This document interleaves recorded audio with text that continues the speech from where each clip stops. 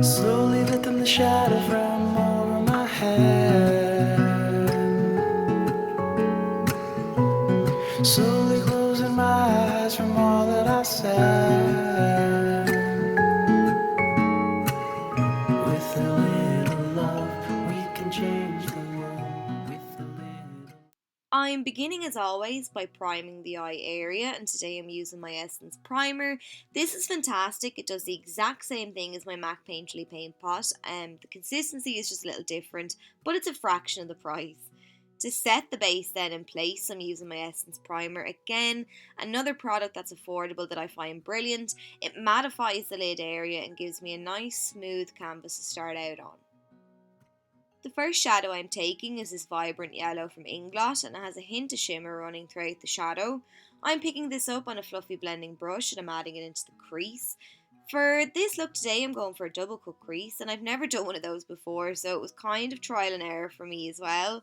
I basically just kept my eye open and applied the shadow from above the lid up towards the brow bone, and I just added a couple of light layers until I was happy with the intensity. Now I'm picking up some of this orange eyeshadow on another fluffy blending brush, and I'm applying that into the crease too, starting deep in the crease and blending upwards. Once again I'm doing this with the eye open because I want these colours to be seen in the finished look. If you do get some shadow on the lid, don't panic, we'll be cleaning it up later on anyway, but I'm trying to be as neat as possible to save me that hassle in a while. Now I'm going back in with the yellow and reapplying that where the two shadows meet, just to make sure they fade nicely together. Now I'm picking up some of this red eyeshadow, or so I thought. Always make sure you check your brushes. I thought I'd cleaned this one, but I hadn't. I'd used it to apply a black eyeshadow in a previous look of all colours, and it wasn't too detrimental afterwards because I'd be adding depth to that area anyway, so I just cleaned off my brush and reapplied that red eyeshadow. Because I'm trying to get right into the deepest part of my crease, I'm switching to a pencil brush because I can work more precisely with this type of a brush. I like to apply and blend with my pencil brush, but if you find it easier, you can lay down the colour with the pencil brush and then switch back to a blending brush to fade out the edges like I'm doing now. Next, I'm switching to my much loved Naked Heat eyeshadow palette and I'm picking up the shade in Fuego to add some further depth to the look. So I'm slowly working this into the crease with my pencil brush, and as you can see, that black eyeshadow mistake doesn't look too bad after all. It kind of looks like it was meant to be there. Now for the fun part, we're going to cut the crease. So I'm taking some of my concealer and adding a couple of dots to the centre of my lid. That's important, I'm not adding it right up in the crease, I'm applying it down from that because it gives me more wiggle room. I can then slowly bend the concealer upwards from there and carve out my crease more easily. So I just use a small little C-shaped brush and I sketch across the crease. There's a few different ways you could do this, it's just the way that works for me. I actually just like to sketch across. Some people like to use the shape of the brush to their advantage and pat their way across the crease. Do whatever method is easier for you. Once I have the shape that I want, then I'm just patting over the concealer to blend the excess product into the skin. And now that I've carved out the crease, I'm going back in one final time with Fuego from the Naked Heat palette, this time on an angled brush, and I'm pressing the shadow down along the crease line. So if you weren't very accurate with your concealer, you can tidy it up at this point.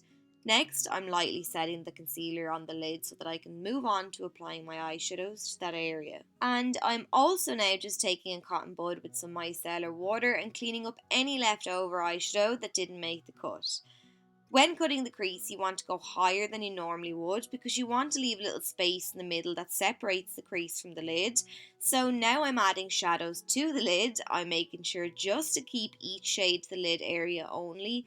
And you can see now that there's a gap forming between my two sets of shadows. I'm just using my electric palette now for the lid part and I'm working my way across. I'm pressing down some light blue shadow now next to that green, and then I'm going to take a darker blue again and then I'm going to add that. I'm using flat brushes for this step and I'm using patting motions to really pack that colour onto the lid. Finally then, I'm taking Urban, which is a gorgeous purple, and I'm beginning by adding this very lightly to map out the shape because I'm winging it out, and then once I'm happy, then I'm going to reapply the shadow just to intensify it.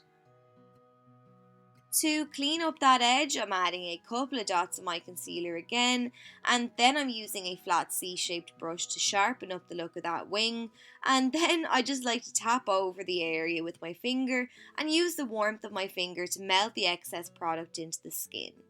So now I'm going in with more concealer on that small C-shaped brush, and I decided to clean up that negative space between the two sets of shadows. I did change my mind after because I really didn't want to mess up at this point.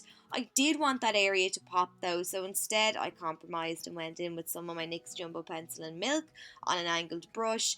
I've more control with this product because it's a cream as opposed to a liquid, so I was less likely to mess up, and the use of the white just made everything pop even more. Once I was pleased then, I set that white cream pencil in place with a white eyeshadow.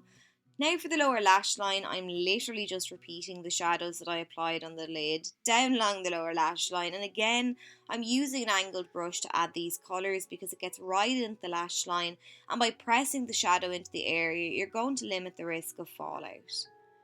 Now I'm adding a pair of lashes. These ones are new to the market and are in conjunction with a blogger here in Ireland, and you can find them in pennies for like a fiver. Happy days. To finish off the look, I'm adding the Jumbo Pencil to my waterline, and that's it. So I hope you enjoyed the video. If you did, give me a thumbs up because it really helps me out, and leave a comment and subscribe for more tutorials, and I'll chat to you soon.